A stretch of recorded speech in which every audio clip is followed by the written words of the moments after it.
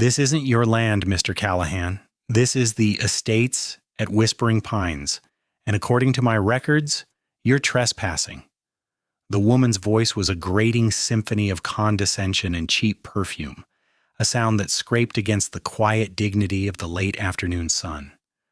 Her name, I would soon learn, was Karen, and she stood on the pristine, chemically green lawn of what should have been my grandfather's woods, her arms crossed over a floral print blouse that strained at the seams.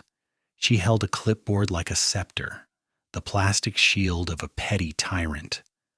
Behind her, a row of identical beige houses with offensively cheerful red doors stared back at me, a sterile monument to a crime I was just beginning to comprehend.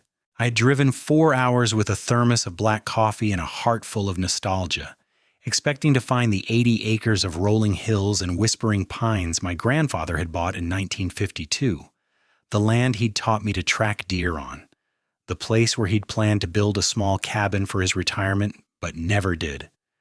Instead, I found a master-planned community complete with a ridiculously ornate gate, a fountain sputtering recycled water, and 67 cookie-cutter homes sitting squarely on stolen ground.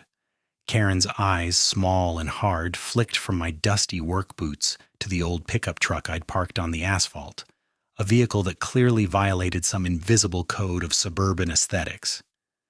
"Security has been notified," she added, a smug little smile playing on her lips.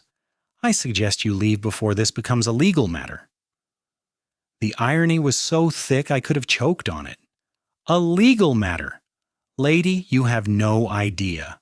If you've ever had a nightmare with an HOA or dealt with someone who gets a thrill from wielding a tiny bit of power, hit that subscribe button and tell me where you're watching from in the comments below. You won't believe how this ends, because I decided right then and there, standing on my grandfather's stolen legacy, that a legal matter was exactly what this was going to become. But I wasn't going to be the one on the defensive. The story, like the deed to my land, begins decades ago. My grandfather, Sergeant Thomas Callahan, was a man forged in the crucible of the Second World War. He was quiet, disciplined, and believed in the foundational strength of two things: a man's word and a good piece of land. After the war, he came home, married my grandmother, and with the money he'd saved, he bought 80 acres of untouched wilderness just outside our small but growing town. The deed, signed on June 4th, 1952, was his proudest possession. It wasn't just paper, it was a promise of a future, of a legacy, of a place in the world that was unequivocally his. He paid cash. The title was clean, registered with the county, and locked away in a safe deposit box. For the next 50 years, that land was the family's sanctuary. We'd go for picnics, I'd camp there with my Boy Scout troop, and my grandfather would walk its perimeter, clearing brush and talking about the day he'd finally build his cabin. But life, as it does, got in the way. He worked at the local mill until he retired, my grandmother got sick, and the cabin plans gathered dust. I joined the Air Force right out of high school, becoming a logistics officer, a job that taught me the art of moving pieces on a complex board, of seeing the entire supply chain from start to finish. My grandfather was proud. He saw a similar discipline in my work, a respect for order and process. My deployments took me all over the world, and my visits home became less frequent. We spoke on the phone, his voice growing thinner with each passing year, but his mind remained sharp. He passed away peacefully at the age of 94. It fell to me, his only grandson, to settle his affairs. My wife, Sarah, and I flew back, prepared for a week of sorting through memories and paperwork. In his bank's safe deposit box, nestled amongst war medals and my grandmother's wedding ring, was a long yellowed envelope. Inside was the original 1952 deed, crisp and official, with its intricate metes and bounds description mapping out every rock, tree, and turn of the creek. Holding it felt like holding my grandfather's hand. The plan was simple: honor his memory, get the property reassessed for taxes, and then finally build that cabin he'd always dreamed of. It would be a place for my own kids to connect with their roots. It was the least I could do. The day after the funeral, I kissed Sarah goodbye, promising to be back by dinner, and drove out to the property. The old logging road he used to take was gone, replaced by a wide paved entrance with a sign that read, "The Estates at Whispering Pines, a prestige homes community." My first thought was that I'd taken a wrong turn. This was impossible. I checked my GPS. It insisted I was at the correct location. A cold dread, the kind I hadn't felt since a C-130 lost an engine over Afghanistan, began to creep up my spine. I drove through the open gates, my old truck a relic in a sea of luxury SUVs. The landscape was unrecognizable. The dense forest of pine and oak had been clear-cut. The rolling hills were flattened into cul-de-sacs. The creek where I'd caught my first fish was now a concrete-lined drainage ditch. And everywhere were houses. 67 of them, according to the map on the community notice board. They were huge, charmless boxes of vinyl siding and faux stone, each with a sliver of perfect lawn. I parked, got out, and just stood there, the world tilting on its axis. My grandfather's land, his legacy, his sanctuary had been erased. It had been paved over and replaced with a sterile, soulless suburbia. And that's when she appeared, clipboard in hand, emerging from one of the beige boxes like a queen surveying her hollow kingdom. That's when she told me I was trespassing on my own land. After the initial shock of the confrontation with Karen wore off, a cold, calculated fury took its place. This wasn't the hot, reckless anger of my youth. This was the methodical, ice-in-the-veins resolve of a logistics officer faced with a catastrophic system failure. Someone had broken the chain of custody on my family's legacy, and I was going to trace it back to the source, link by link. I left the estates at Whispering Pines without another word to Karen, her threats of security echoing in the cab of my truck. Let her call them. Let her think she'd won the first skirmish. The war was just beginning, and she had no idea what kind of enemy she had just made. My first stop was the county records office, a dreary building downtown that smelled of old paper and bureaucratic indifference. I approached the counter, the 1952 deed now safely stored in a protective sleeve inside my briefcase. I presented the clerk, a tired-looking woman named Brenda, with the parcel identification number from my grandfather's last tax bill. "I'd like to see the full title history and all recent filings associated with this parcel, please," I said, my voice calm and even.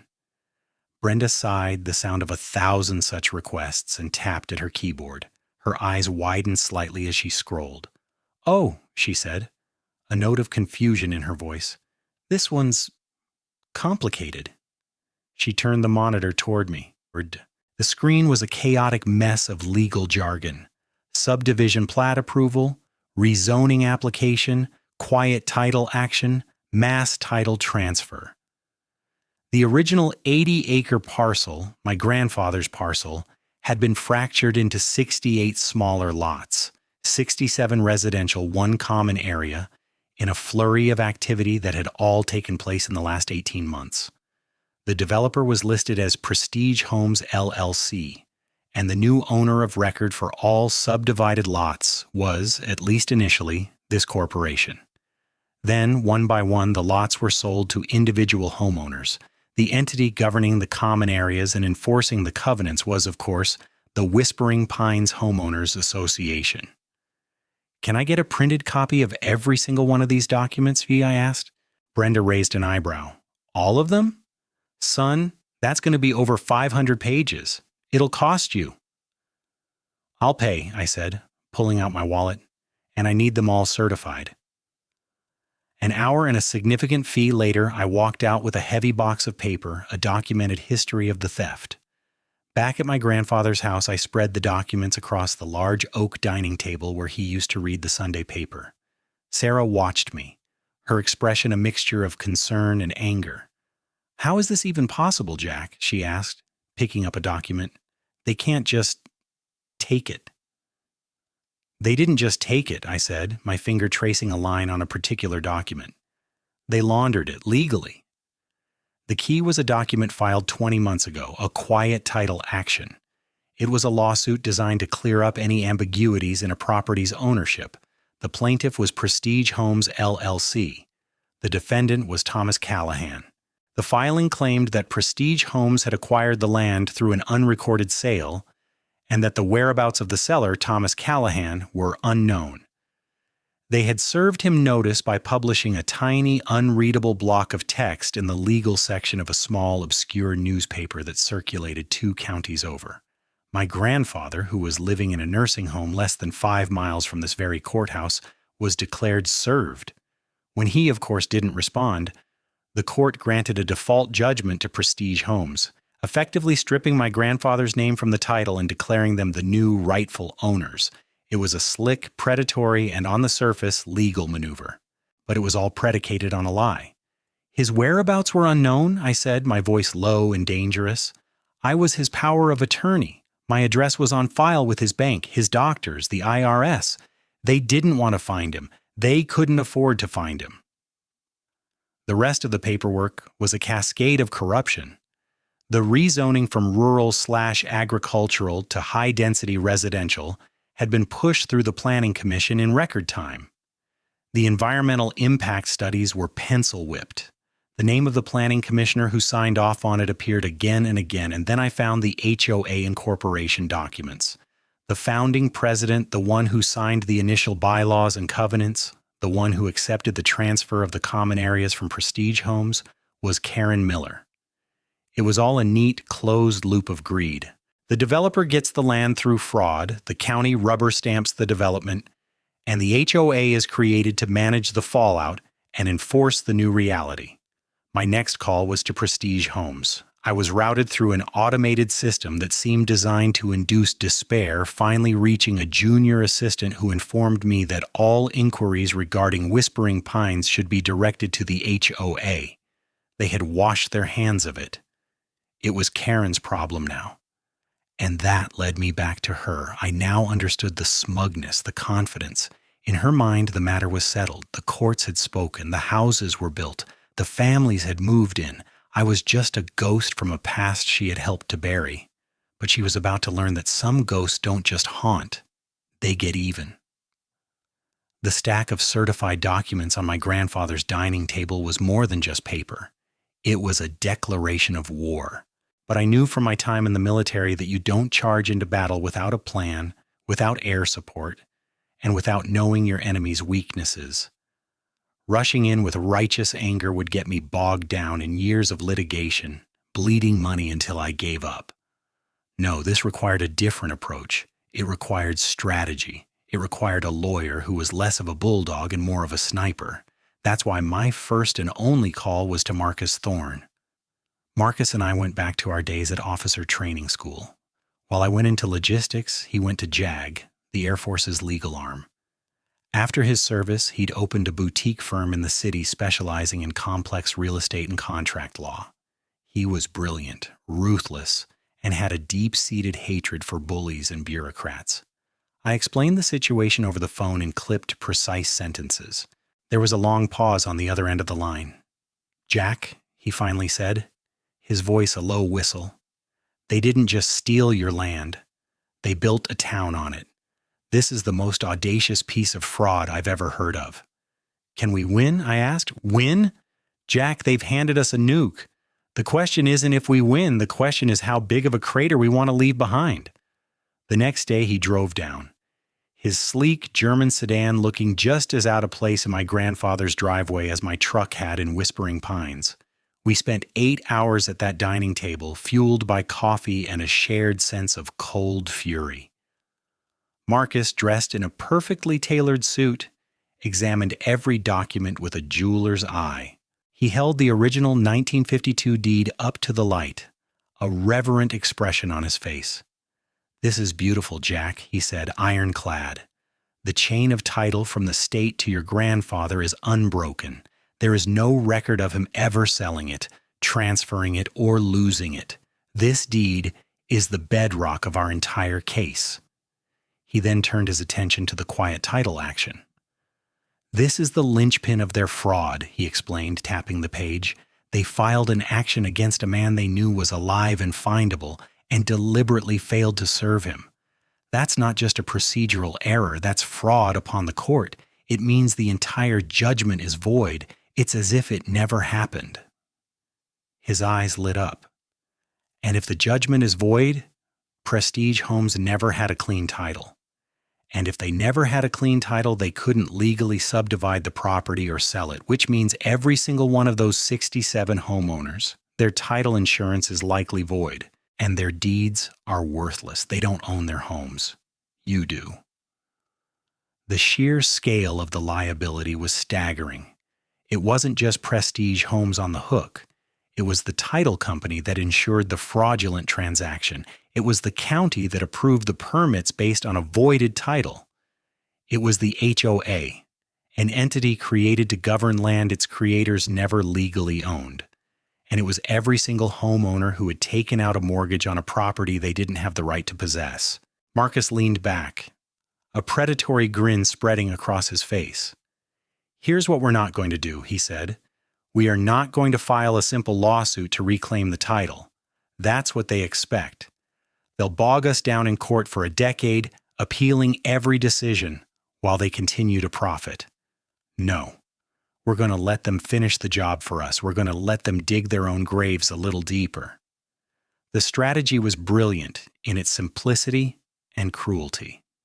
"First," he said, holding up a finger, "we gather our own unimpeachable evidence. We hire the best surveyor in the state to resurvey the entire 80 acres based on the original 1952 deed.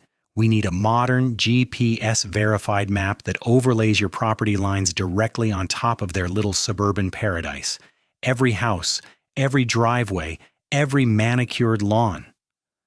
Second," he continued, "we investigate everyone. The CEO of Prestige Homes, the county commissioner who signed the permits, and especially your HOA president. Karen, people like that always have skeletons. Financial mismanagement, abuse of power, patterns of behavior. We find it, we document it. Third, and this is the most important part," he said, leaning forward, his voice dropping, "we do it all quietly. We don't tip our hand. We let every house sell. We let every mortgage close. We let the HOA collect its dues and levy its fines. We let them get comfortable. Every day that passes, their liability grows.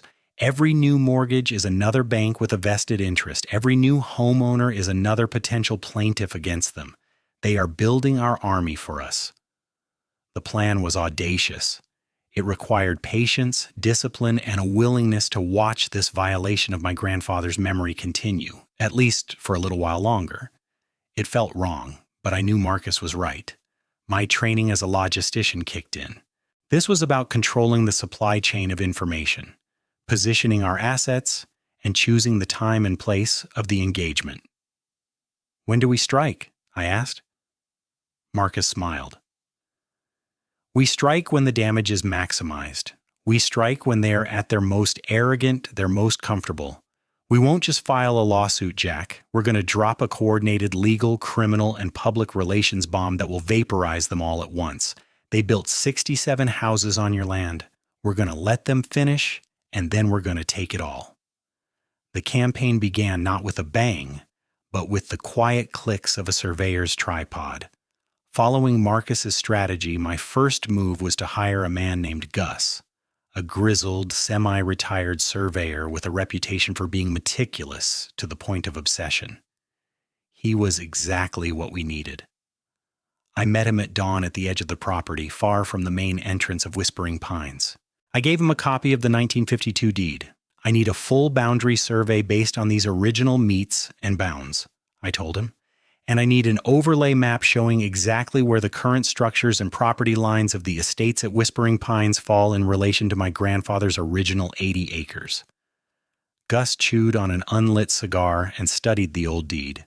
"They don't write 'em like this anymore," he grunted, a hint of admiration in his voice. "This is poetry. Thence north 89 degrees 32 minutes west, a distance of 2,640 feet to a capped iron rod set in the east line of the old county road." Beautiful. For 2 weeks, Gus and his small team worked discreetly around the perimeter of the development. They used modern GPS and laser sighting equipment, but their work was guided by the century-old language of the deed. They were ghosts in the tree line, their presence barely noticed by the residents preoccupied with mowing their perfect lawns and washing their new SUVs. Meanwhile, I turned my attention to the human element. My target was Karen Miller. Marcus was right. People like her don't just spring into existence, they have a history. I started at the county courthouse, but not in the records office. I went to the small claims division. It was a treasure trove. Over the past 5 years, Karen's name appeared as a plaintiff in over a dozen cases. She had sued a neighbor over a barking dog, a teenager for walking on her lawn, a painter for leaving a ladder in his own driveway overnight. She wasn't just the HOA president, she was a serial litigant, a woman who used the legal system as a tool for personal grievance. Next, I tracked down 2 former HOA board members who had resigned in disgust. I met them at a coffee shop in the next town over. They painted a damning picture of Karen. "She runs the HOA like her own personal fiefdom," said a woman named Carol. "The budget is a black box. We asked for a detailed accounting of the legal fees, and she accused us of insubordination. She uses the HOA's lawyer to send threatening letters for everything. Your grass is a 1/4 inch too high? Threatening letter? You put your recycling bin out 2 hours too early? Threatening letter?" The other former member, a man named David, added, "It was never about the community. It was about control. She loves the power, loves telling people what to do." When Prestige Homes was finishing the development, they needed a community-minded resident to take the lead on the HOA. Karen volunteered before the paint was even dry on her house. She was their perfect stooge, eager, aggressive, and willing to do their dirty work to protect the integrity of the neighborhood. This was gold. Karen wasn't just a functionary. She was an active participant, a willing enforcer who thrived on the authority the fraudulent system gave her. While I dug into Karen's past, Marcus was investigating the corporate side. He hired a private investigator, a former FBI agent, to look into Prestige Homes and its CEO, a man named Barry Finch. The PI uncovered a pattern. In 3 other counties across 2 states, Prestige Homes had used similar tactics, targeting land owned by the elderly or deceased, filing questionable quiet title actions, and pushing developments through friendly planning commissions. They had been sued twice, settling out of court both times to keep the details from becoming public. They were corporate predators, and Whispering Pines was their biggest score yet. The final piece of our arsenal arrived in a large cardboard tube. It was Gus's survey. We unrolled it on the dining room table. It was a masterpiece of legal cartography. The bold black lines of my grandfather's 80 acres formed a perfect rectangle. And inside that rectangle, depicted in faint red, was the entire estates at Whispering Pines. Every single one of the 67 houses, every road, every cul-de-sac, every inch of the community fountain, and the ridiculous faux Tuscan clubhouse. It wasn't just an encroachment, it was a total occupation. Gus had even marked the location of Karen's house. It was situated almost in the dead center of my land, on a plot that would have been the heart of my grandfather's pine grove. Attached to the survey was Gus's certified report, a dry, factual document that was more damning than any emotional appeal. It concluded with professional certainty that 100% of the developed lots of the subdivision known as the estates at Whispering Pines were located within the legal boundaries of the property described in the 1952 deed belonging to Thomas Callahan. I looked at the map, at the red grid of stolen dreams superimposed on the black lines of my family's history. The anger was still there, but it was now tempered with a profound sense of clarity. We had the original deed. We had the proof of fraud. We had the pattern of abuse. We had the map of the crime scene. We had all the ammunition we needed. Now all that was left was to wait for the perfect moment to pull the trigger. My quiet investigation hadn't gone entirely unnoticed. Gus's surveyors, despite their discretion, were strangers in a community policed by twitching curtains and neighborhood watch signs. A few of the homeowners in the 67 houses began to see me as a recurring, unwelcome presence. My old truck, parked on the public road just outside their grand entrance, became a symbol of something that didn't belong. The whispers started. Karen, sensing a threat to her domain, was only too happy to fan the flames. She began sending out community-wide emails, filled with veiled warnings about suspicious individuals and potential legal threats to our property values. She painted me as a phantom, a disgruntled, distant relative of the land's former owner, trying to shake them down for a quick payday. In her narrative, I was the villain, a grifter attempting to undo the legitimate and court-approved sale of the land. Some of the homeowners bought it completely. One afternoon, as I was sitting in my truck reviewing notes, a man in his late 40s wearing expensive running gear jogged up to my window. "Can I help you?" he asked, his tone dripping with accusation. "You're here a lot." "Just enjoying the view," I replied evenly. "This is a private community," he shot back. "Your loitering is making residents uncomfortable. I'm on the board, and if you're the guy Karen was talking about, you need to know we're not going to be intimidated." "I'm not trying to intimidate anyone," I said, my voice dangerously calm. "I'm just admiring what you've all built here. It's very thorough."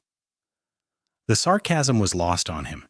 He jogged away, shaking his head, no doubt feeling he'd done his civic duty. The battle lines were being drawn, and most of the people whose lives were about to be turned upside down saw me as the enemy. But not everyone. The seeds of an alliance were being sown in the most unexpected places. One evening, an old man knocked on the door of my grandfather's house. He introduced himself as Arthur Jenkins. He was 82, sharp as a tack, and lived in a small, modest home on a 5-acre plot that bordered the eastern edge of my grandfather's land, and now, the Whispering Pines development. "I saw your man out there surveying," he said, getting straight to the point. "And I saw you parked out there. I knew your grandfather, Tom, was a good man. What they did to his land was a crime." Arthur invited me to his home the next day. In his cluttered study, he pulled out his own property survey dated 1965. He then showed me a more recent one he'd had done after the development went up. "They stole 40 feet from me," he said, his gnarled finger tracing the property line. "See here? When Prestige Homes put in their retaining wall and that fancy wrought iron fence, they just moved the line, claimed my surveyor's pins were lost. I fought them, sent letters, called the county. They sent me to the HOA. And that woman, Karen, she sent me a letter from her lawyer threatening to sue me for harassment if I set foot on HOA property to check the line." Arthur had his own box of documents, certified letters, photos, angry responses from the HOA. He was another victim, a smaller one, but his story established a pattern of encroachment and bullying that extended beyond just my property. He was my first ally. My second came in the form of a phone call from a woman named Maria Sanchez, an investigative reporter for the biggest newspaper in the state capital.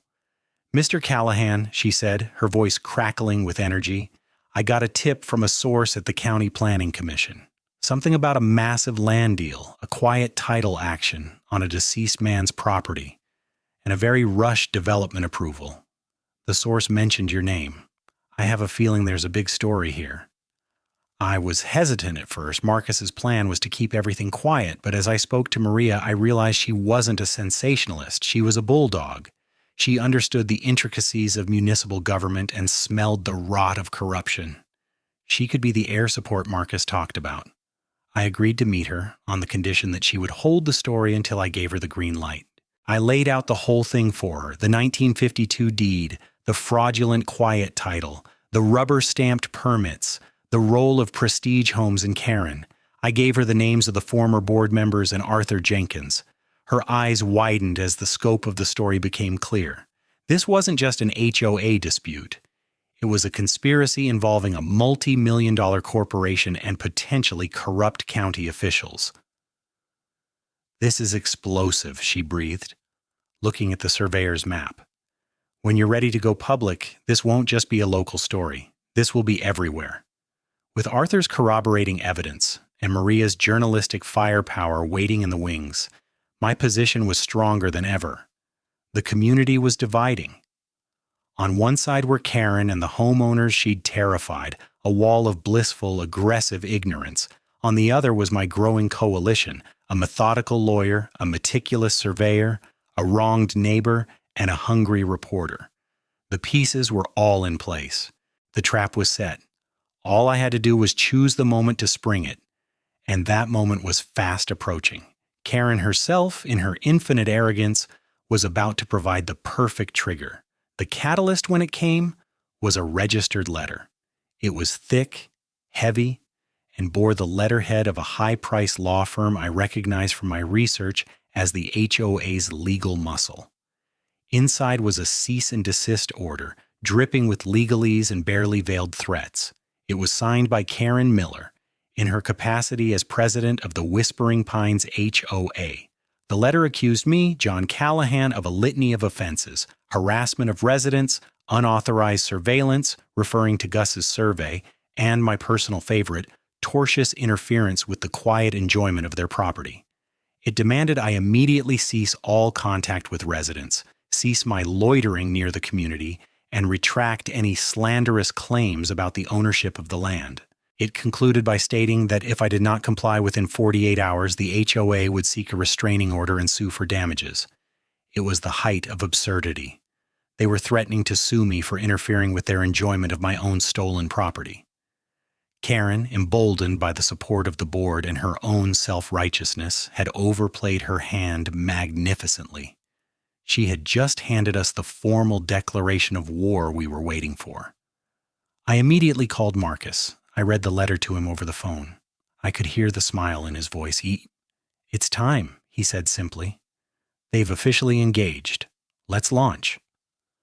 What followed was a masterclass in coordinated legal assault. Marcus and his team worked through the night, finalizing a barrage of filings. This wasn't a single lawsuit. It was a multi-pronged attack designed to create maximum chaos and leave our opponents with nowhere to hide. At 9 a.m. the next morning, the first bomb dropped. Marcus filed a massive lawsuit in state superior court. The list of defendants was long: Prestige Homes, LLC, Barry Finch, its CEO personally, the Whispering Pines HOA, and every single member of its board, including Karen Miller personally. The lawsuit didn't just ask for the title to be returned. It alleged civil conspiracy, fraud, unjust enrichment, and sought the voiding of the original quiet title action, the nullification of every single property sale, and punitive damages that ran into the tens of millions of dollars. Attached as Exhibit A was the certified 1952 deed. Exhibit B was Gus's survey, showing the 67 homes squatting on my land. Exhibit C was a forensic handwriting expert's affidavit declaring the signature on the supposed land transfer document used by Prestige Homes to be a forgery of my grandfather's signature. Simultaneously, Marcus filed for an emergency temporary restraining order and a preliminary injunction. This was the kill shot. We asked the court to immediately freeze all assets of Prestige Homes and to halt any and all real estate activity within Whispering Pines. No one could sell their house. No one could refinance their mortgage. The entire development was to be legally paralyzed, pending the outcome of the lawsuit. The second bomb dropped an hour later. Marcus, leveraging his connections, hand-delivered a comprehensive criminal complaint to the state attorney general's office. This wasn't a civil matter anymore. The complaint laid out a clear case for criminal land fraud, forgery, and conspiracy to defraud, naming Prestige Homes, Barry Finch, and the county planning commissioner who had greased the wheels for the development. We had handed the state a major public corruption case on a silver platter. The third and final bomb was my call to Maria Sanchez, the reporter. "It's time," I said. "You have the green light." Process servers fanned out across the county. One found Barry Finch on the golf course of his exclusive country club. Another served Karen Miller at her front door, right in the heart of my stolen land. I can only imagine the look on her face as she was handed a lawsuit that named her personally, stripping away the corporate shield of the HOA she thought protected her.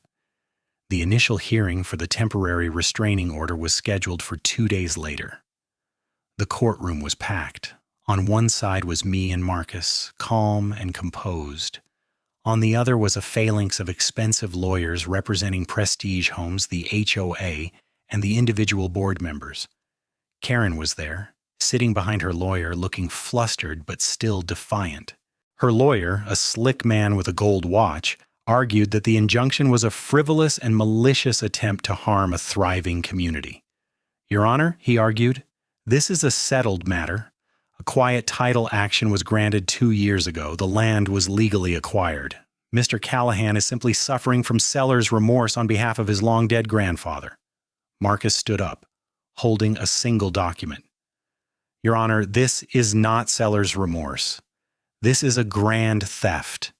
The quiet title action my learned colleague refers to was obtained through fraud upon this very court. They served a notice to a man they claimed they couldn't find, while that man was in a nursing home registered with every government agency imaginable, and they based their claim on a forged bill of sale." He placed the forensic expert's affidavit on the judge's bench. "Furthermore," Marcus continued, his voice resonating through the silent courtroom, "they proceeded to build a 67-home development on land they never had the title to. We are not here to harm a community, Your Honor. We are here to halt the ongoing criminal enterprise that created it." The judge, a no-nonsense woman in her 60s, read the affidavit. She looked at the survey map. She looked at the copy of the original deed. She then looked at the opposing counsel. "Counselor," she said to Karen's lawyer, "you have a very, very serious problem." She granted the temporary restraining order. All sales were frozen. All of Prestige Homes' assets related to the project were frozen. The trap had been sprung, the legal cage had slammed shut, and they were all caught inside. The real panic was about to begin. The judge's gavel striking down to approve the restraining order was like the first tremor of an earthquake. The legal ground beneath the estates at Whispering Pines had just liquefied, but the tsunami was the story that broke the next morning. Maria Sanchez had worked all night, and her article was the banner headline on the front page of the state's largest newspaper, both in print and online. "Veterans family land stolen for luxury housing development. Developer, county officials accused of massive fraud." The story was a bombshell. It had everything: a salt-of-the-earth WWII veteran's legacy, a grieving Air Force grandson, a predatory corporation, and a power-mad HOA president. Maria had expertly woven together the legal filings, her interviews with me and Arthur Jenkins, and the damning quotes from the former board members. She included a simplified version of Gus's survey map, a stark visual showing the entire neighborhood sitting on my land. She even printed a picture of my grandfather in his uniform next to a photo of Karen's smug, defiant face taken outside the courtroom. The story went viral. It was picked up by national news outlets and cable news channels. My phone started ringing off the hook, but I let it all go to voicemail. Marcus had advised me to stay silent and let the story do the work.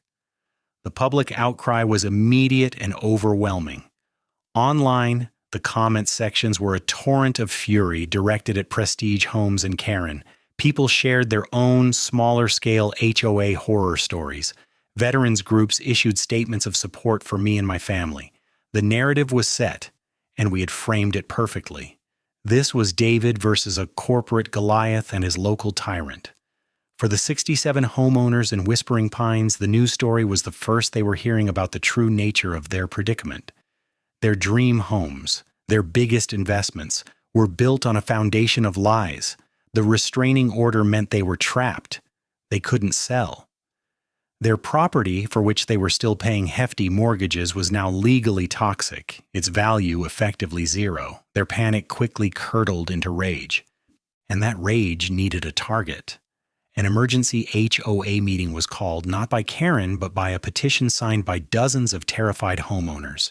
It was held in the community clubhouse, the one with the faux Tuscan columns, which now seemed like a monument to their collective delusion. Marcus and I didn't attend, but Maria did, along with a cameraman from a local news station. She described the scene to me later as a full-blown insurrection. The room was packed, standing room only. The air was thick with fear and anger. Karen and the remaining board members sat at a folding table at the front, looking pale and besieged.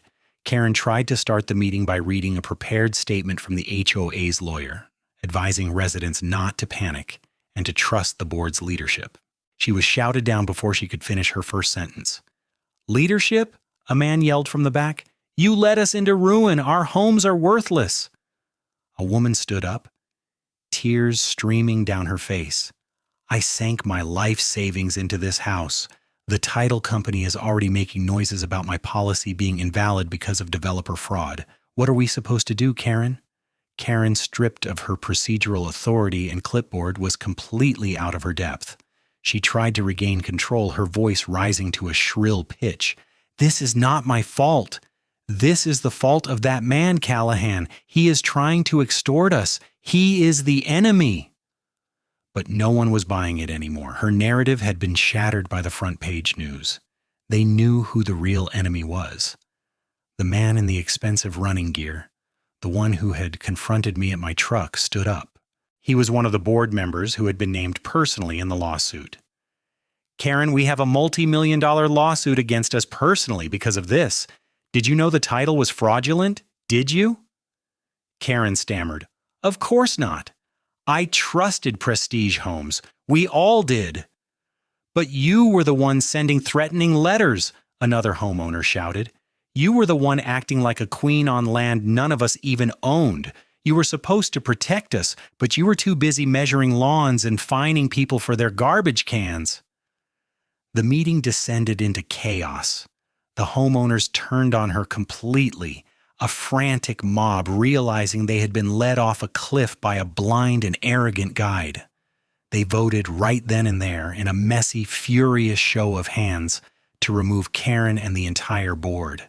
She was stripped of her title, her power, her entire identity in that community, in a single brutal public humiliation. She was escorted from the room to a chorus of insults and accusations. The news cameras captured her stumbling out of the clubhouse, her face a mask of shock and disbelief. Her reign was over. The power structure she had so carefully cultivated and ruthlessly enforced had evaporated in a single evening, consumed by the righteous anger of the very people she claimed to represent. She was no longer the president of anything. She was just another defendant in a massive fraud case, trapped in a house she didn't own, on land that belonged to me. The public humiliation of Karen at the HOA meeting was a satisfying skirmish, but the main war was being fought in the conference rooms and deposition halls of the city's top law firms. The wheels of justice grind slowly, but when lubricated by a mountain of evidence and the threat of criminal charges, they can be terrifyingly efficient. The discovery process was brutal for the defendants. Marcus was in his element, a shark in bloody water. He deposed Barry Finch, the CEO of Prestige Homes, for 2 full days. Under oath, Finch's corporate swagger evaporated. Faced with forged documents and the testimony of a whistleblower from his own accounting department, his defense crumbled. He tried to blame a rogue vice president, but the emails Marcus had uncovered showed Finch himself had approved the aggressive acquisition strategy and the budget for the quiet title action. He knew. Next was the county planning commissioner. Faced with the Attorney General's criminal investigation and evidence of undisclosed consulting fees from a shell company linked to Prestige Homes, he folded completely. He agreed to testify against Finch and the developer in exchange for a plea deal. The conspiracy was unraveling, thread by incriminating thread, but the deposition I was most interested in was Karen's. Her high-priced HOA lawyer had been replaced by a less confident public defender as her financial situation grew dire. She showed up looking haggard and defeated. The floral blouses were gone, replaced by a drab gray sweater. She sat across the table from me and Marcus, a shadow of the imperious tyrant who had confronted me on that first day. Marcus started gently, establishing the timeline of her involvement. "Miss Miller, you were one of the first buyers in the estates at Whispering Pines, correct?" "Yes," she said, her voice barely a whisper. "And you volunteered to head the initial HOA steering committee organized by Prestige Homes." "Yes, they wanted community leaders." "And as president," Marcus continued, his voice hardening slightly, You received a copy of the development's title report from Prestige Homes, as is standard practice for the transfer of common areas? Her lawyer objected, but the judge had compelled full disclosure. Karen nodded numbly. Marcus slid a document across the table. It was the preliminary title report Prestige had given her. It contained a small but crucial disclaimer. This report notes a potential cloud on the title pending the final resolution of Quiet Title Action CV 2021987. Insurance and transfer are contingent on a clean final judgment. You read this, Ms. Miller? Marcus asked. I'm not a lawyer. I didn't understand all the jargon, she stammered.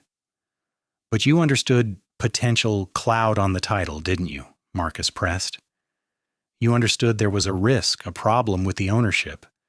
Yet you proceeded anyway. You accepted the presidency. You took control of the common areas, and then you began enforcing the rules with an iron fist on land that this very document warned you might not belong to the developer. You didn't do it for the community, did you, Miss Miller? You did it for the power. You were so eager to be in charge that you willfully ignored the giant red flag waving in your face. Karen broke down. Sobs racked her body.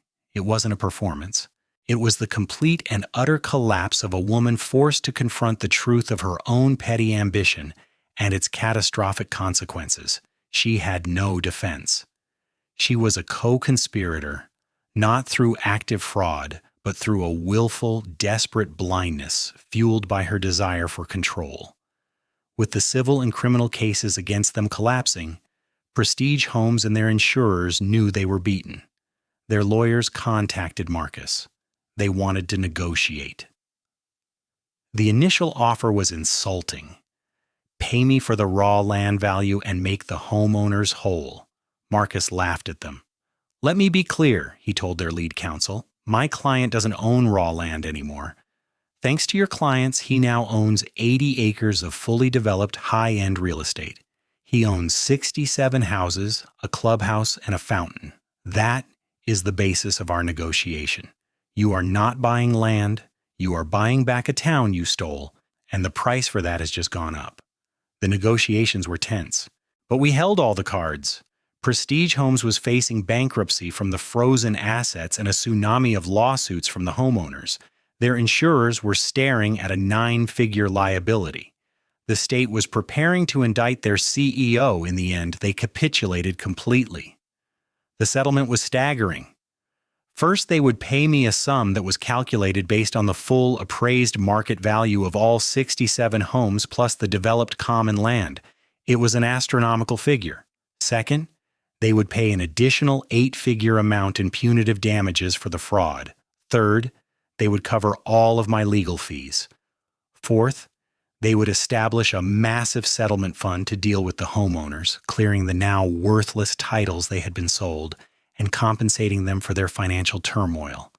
And finally, Barry Finch would issue a public apology to my family. It was total, unconditional surrender. The final document was signed. I looked across the table at the defeated lawyers. The battle was over. Justice, delayed and hard-won, had finally been served. My grandfather's name was cleared, and his legacy was, in a way I never could have imagined, secure. The ink on the settlement agreement was dry, but the final chapter remained to be written. The money, a life-altering sum, was wired to an account Marcus had set up. The legal title to the entire 80 acres, now unencumbered and clean, was formally and irrevocably recorded in my name. I stood once again on that same patch of pristine grass where I had first met Karen. It was a cool autumn morning, and the identical beige houses seemed to be holding their breath, waiting for my judgment. I was, in the eyes of the law, their landlord, their feudal lord. I held the deeds to their lives and the power to evict every single one of them. The thought was tempting. A part of me, the part that still burned with the initial insult, wanted to put up a fence around the entire 80 acres and let nature reclaim it. But that wasn't my grandfather's way. He was a builder, not a destroyer. Vengeance was a bitter meal. Justice was about setting things right.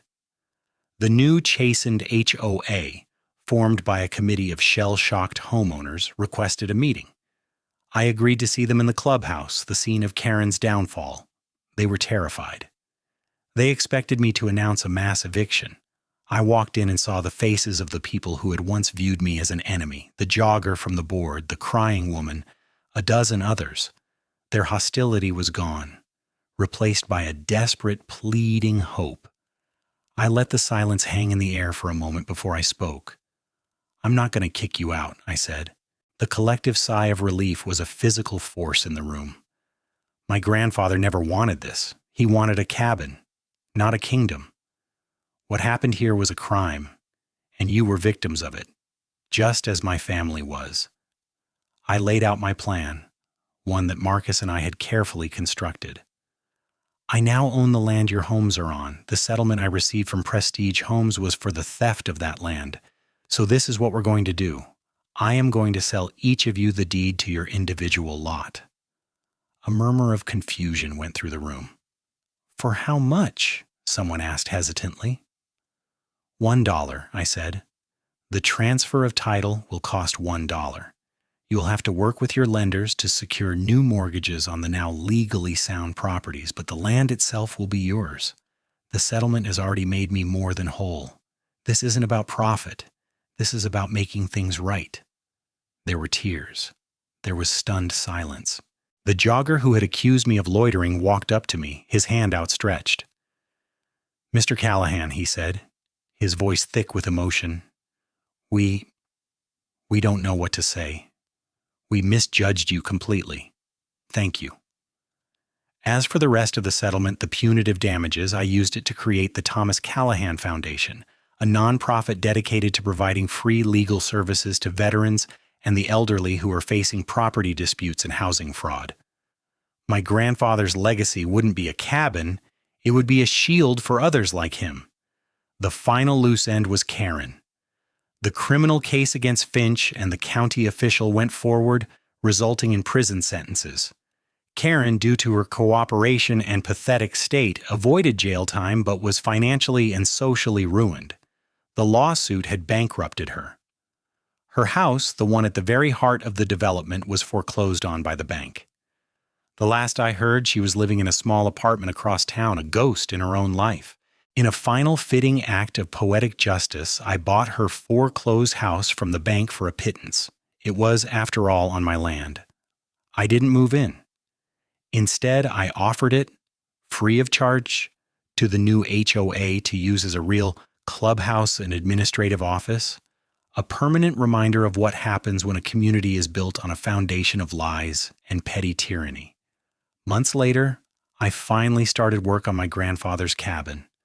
I chose a quiet spot on the far edge of the 80 acres, a place the developers had left untouched, where the old pines still whispered to each other. As I stood there watching the foundation being poured, I looked out over the valley. I could see the rooftops of the estates at Whispering Pines, now just a quiet neighborhood full of families who were grateful to have a place to call home. The anger was gone, replaced by a deep, quiet satisfaction. I had fought the war, I had won, and I had used the victory not to conquer, but to restore. I had honored my grandfather's name and turned a symbol of corporate greed into a story of justice and ultimately of grace.